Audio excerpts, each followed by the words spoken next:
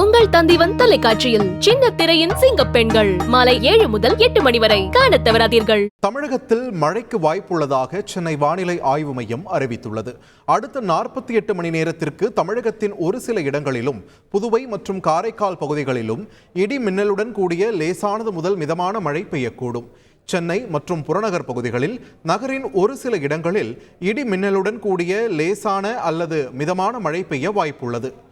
மன்னார் வளைகுடா, தென் தமிழக கடலோரம், அதனை ஒட்டிய குமரிக்கடல், வட தமிழக கடலோர பகுதிகளுக்கு அப்பால் உள்ள தென்மேற்கு வங்கக்கடல் பகுதிகளிலும், தென்மேற்கு மற்றும் அதனை ஒட்டிய தென்கிழக்கு வங்கக்கடல், ஆந்திர கடலோர பகுதிகளிலும் சூறாவளி காற்று வீசக்கூடும்.